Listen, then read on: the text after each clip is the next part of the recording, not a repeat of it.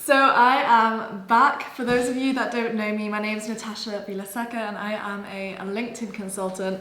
I'm uploading videos every single week from now on, I promise, on my YouTube channel around business, entrepreneurship, LinkedIn and lead generation. So it has been some time. I finally have a camera set up. So if you can see behind me, I've strategically placed plants to make it look good.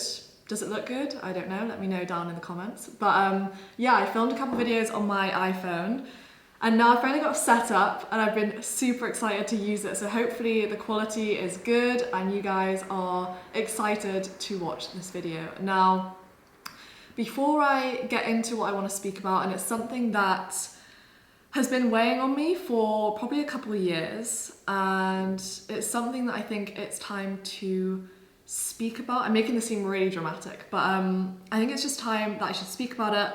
And it's also something that I think a lot of other people struggle with as well. So hopefully it helps inspire you to make sure that you're doing this thing, which I'll go into in a second.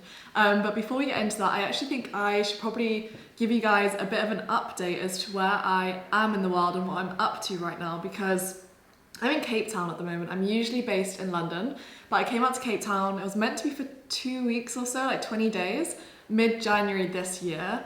When I got out here, I was like, oh my God, the baby. You know what? The weather here, the people are so friendly. The weather is beautiful. Like you've got the mountains, like everything.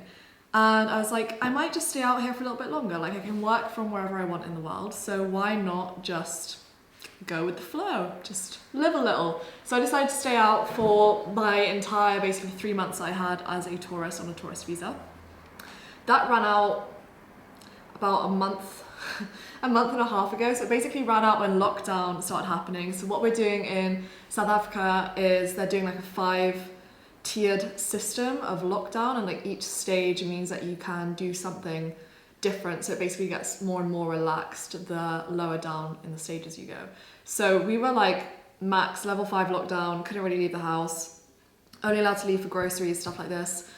I found a place just before lockdown happened, so this place that I'm in now, and I signed a lease until the end of July. So I'm paying for this place till the end of July. My plan was to go back to the UK when my 3-month tourist visa expired for 2 weeks, so that they could approve a work visa for me over here, so that I could then come back out and just kind of live halfway between Cape Town and London. That was kind of my plan. But then that didn't happen. Lockdown, I was like, do I go back to London? Will they let me back into Cape Town afterwards? I'm just gonna lose money on rent. So I'm still not really sure what I'm doing.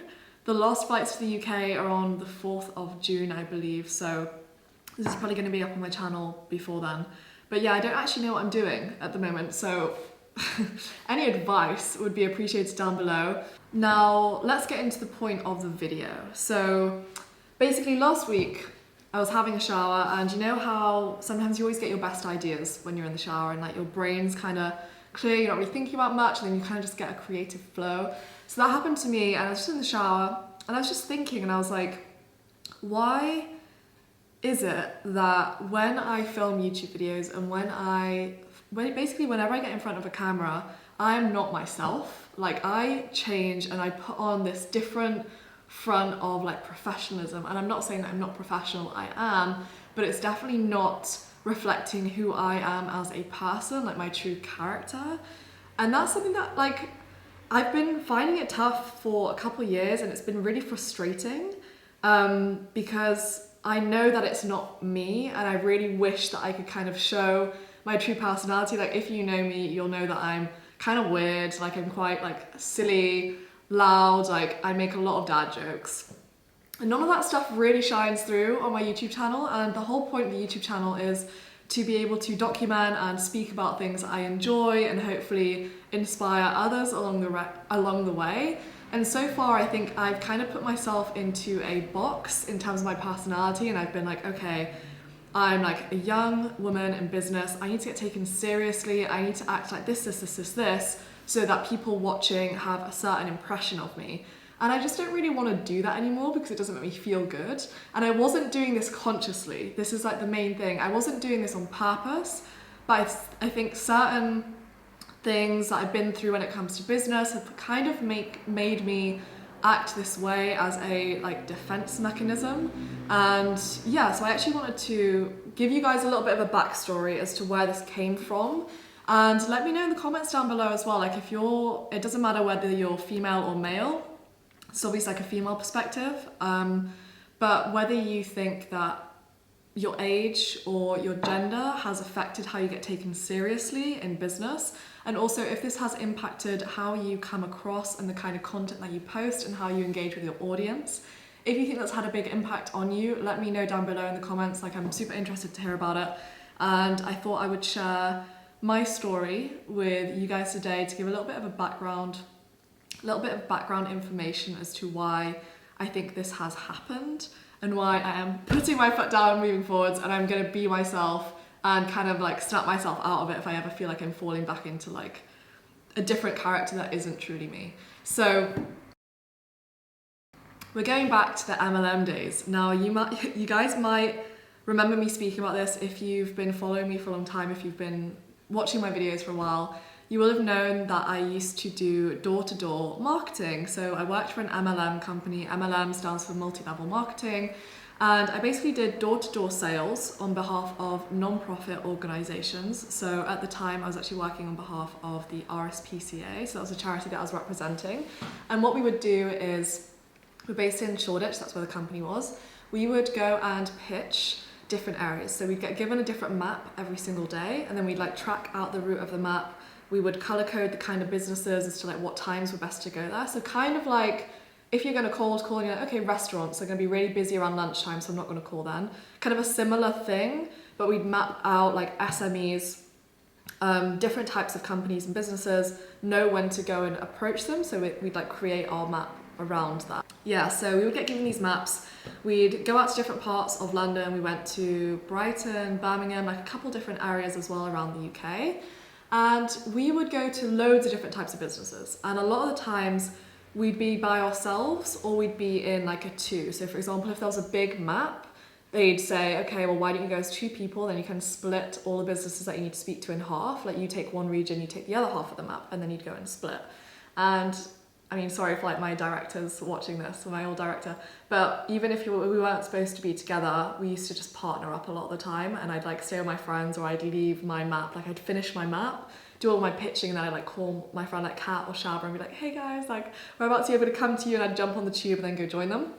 But to get to the point of the story, we, like the kind of businesses that we're dealing with in the top parts of London as well, it's not always the busy parts of London. So it's not always like we're going to be in Oxford Circus or in Shoreditch or all these places, because they were my favourite places to be. Like Shoreditch, I made bank. Like I was making good money. When I went to those big corporate companies, I would do really well there.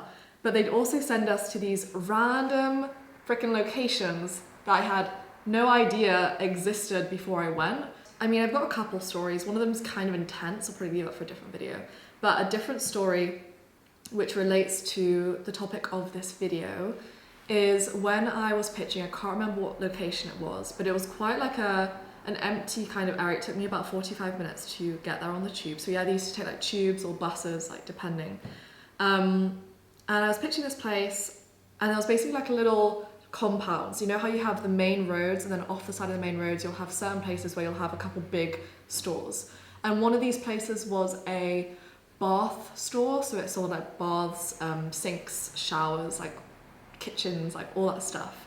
And I basically walked into this shop, and this is just one example, like this happened on so many different occasions. I walked into this shop and I asked to speak to the person in charge. So you'll always go in and we'll ask to speak to the decision maker of the company, so normally like the manager, whoever's in there, like the boss if it's like a smaller business. Say, hey, like who's in charge? Would I be able to have a quick word with them? Yeah, sure, what's it about? And then we'd have like a little permit thing, be like, oh, we're here on behalf of the RSPCA.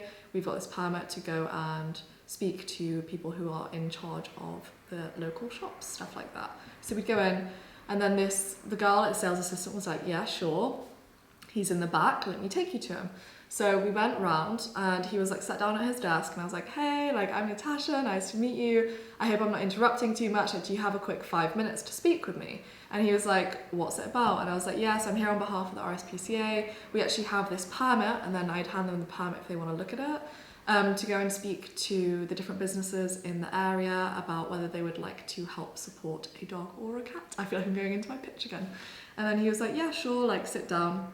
And I basically ran him through my pitch. So we had like this sheet where we track the stages, and we had 5 stages to each pitch. But basically like a similar structure of a pitch where you have an intro, you tell them what it's about, then you tie them in emotionally, logically, and then you have the close and like the payment kind of thing. So it's kind of like that flow. I got to the end of this pitch with this guy and he started laughing, and I was like, is something funny about animal cruelty? Like why are you laughing? And I was like, is there a specific reason that you are laughing right now? Because I was a bit like, I am very confident as a person, but I'm also quite shy. Like I get anxious in certain social situations. And when I look back at door to door, I have no idea how I did that, because terrifying, absolutely terrifying. Like I hate like cold calling, all that stuff chills me to the core. So I don't know how I actually did this, but he started laughing at me. I turned bright. I'm just like embarrassed because I don't know what's happening. I turned bright red. I'm like, oh, why is this guy laughing at me? I want to cry. I don't know. It's just gone. So he's like laughing, and I'm like, yeah. Like what? I'm just like looking at him, like waiting for him to say something. He's like, oh, like I can see why they've hired people like you to come and pitch people like me. And I was like, what do you mean? Paul. I will say his name's Paul. And Paul was like, well, obviously, like, they're gonna hire like a young, attractive girl to come in and like pitch older men because it's what they want to see and it's something nice to look at. And I was like, huh, Paul, that's a bit messed up, isn't it? I didn't say this though, because obviously I'm shy, I'm like quivering, and I'm just like, don't know what to do. So I'm just like, oh, actually they hired me because I'm good at what I do. That's what I said.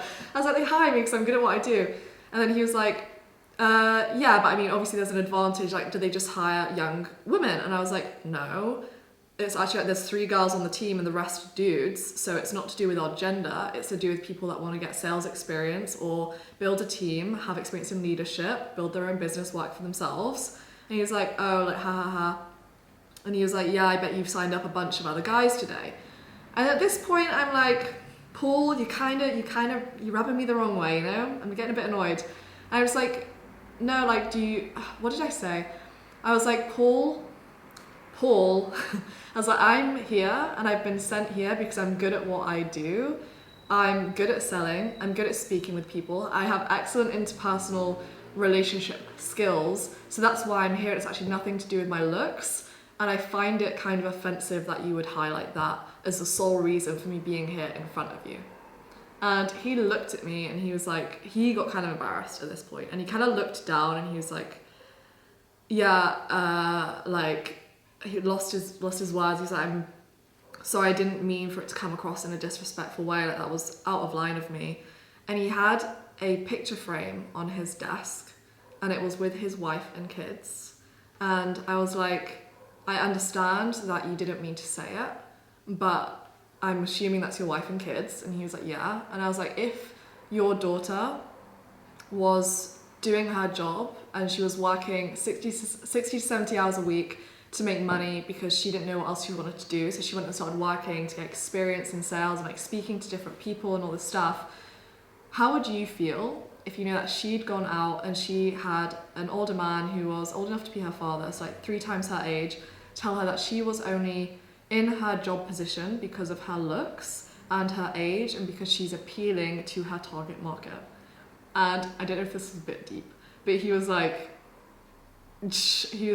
he didn't have any words, and he was like, that's a very, very good point. I'm really, really sorry. And then he signed up.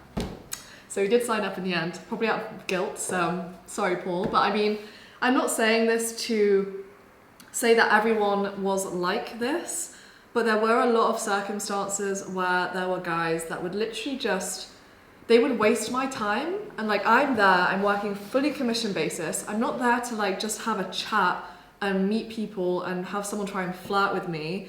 You're wasting my time. And I would have guys, I would pitch them. They would say, yeah, but come back a little bit later. And then they carry on speaking with me and they make me go back like 3 or 4 times. So I do like my rounds, and this would be like we're on our feet all day. Like it's a hard job. Like everyone who's been in door-to-door sales, whether it's residential or business to business, it's difficult. It's difficult, and like I salute you for the hard work that you put in, because it is draining, and getting told no multiple times a day, like the rate of rejection that you get, really, you have to have a thick skin.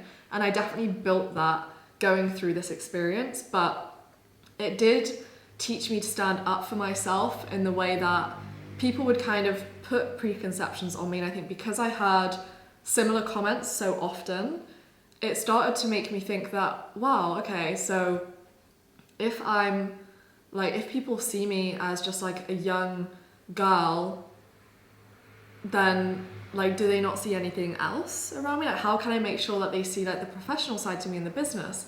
And aside from MLM, like I literally had someone who I went to do a business meeting with, they said yes, I sent him the contract, and before he signed it, like he viewed it, because you get notifications on email, before he signed it, he was like, hey, do you want to grab a drink next week?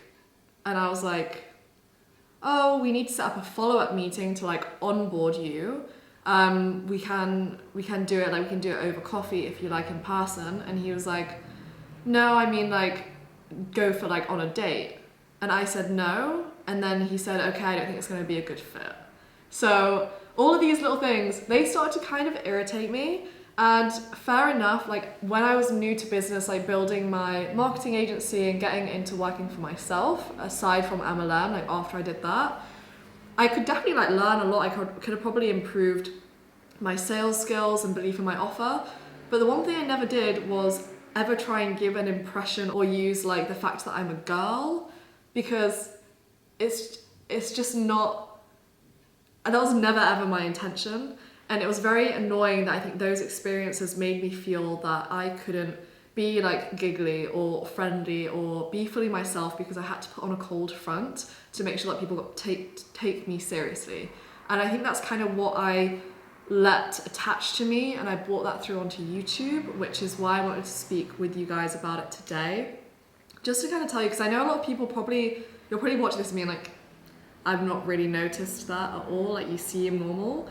But I've always tried to stick to like professional topics. I used to do a couple videos around personal stuff, but I'd love to speak more about that. I really enjoy speaking about entrepreneurship and mindset and like low points and struggles and like all the bad sides, like all the downsides to business and working for yourself, or being like a young woman or like a young guy in entrepreneurship, like whoever it is, like not getting taken seriously is frustrating.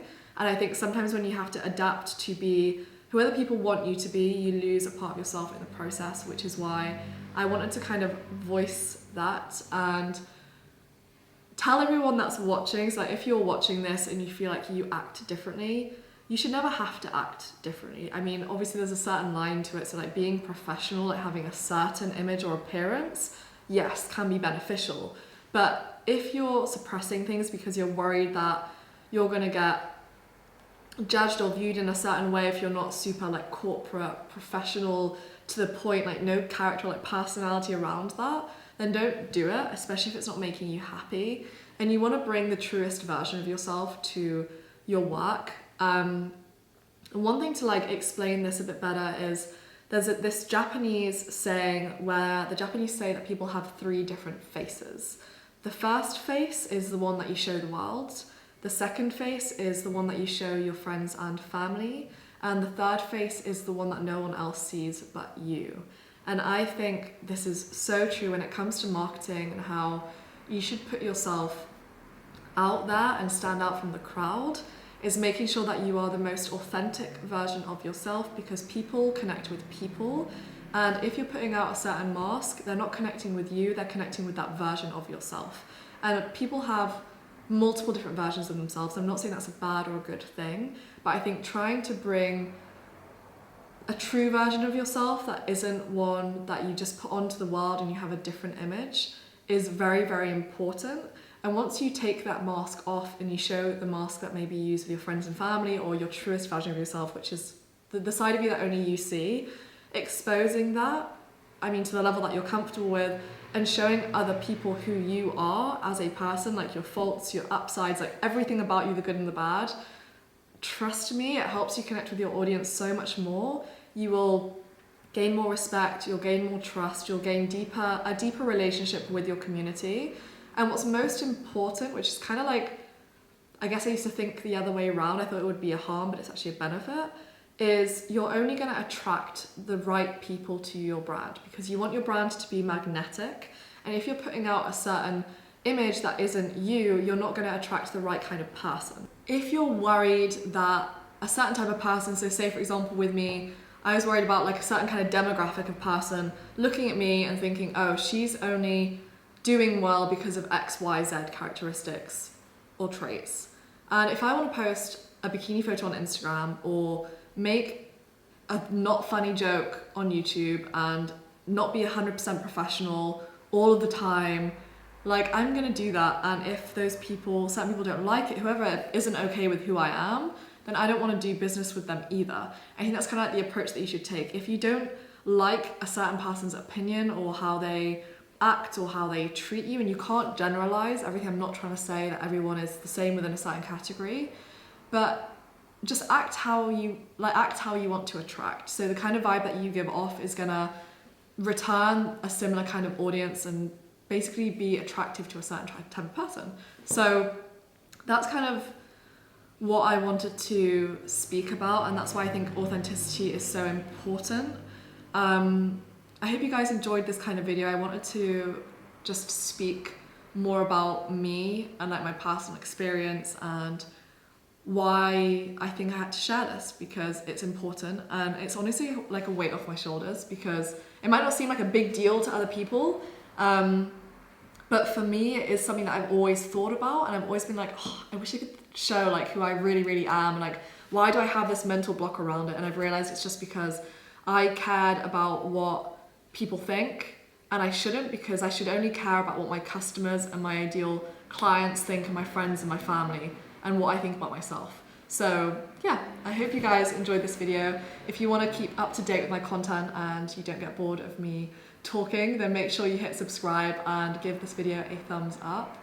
Also, let me know in the comments down below what your take is on this, if you ever feel that you've been, I guess, judged or been put into a box of how people perceive you, and what you've done to try and change that. And yeah, I hope this video helps you if you're watching this and you've been through a similar experience, but I will see you in the next video.